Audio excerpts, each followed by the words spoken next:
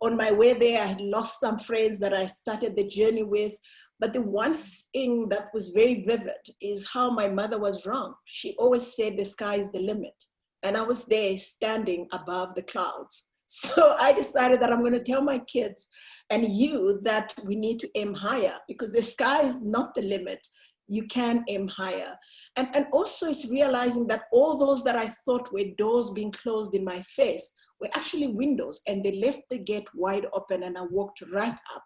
And a girl like me was able to stand on top of the world, and the world around me was just beneath, and I couldn't see them.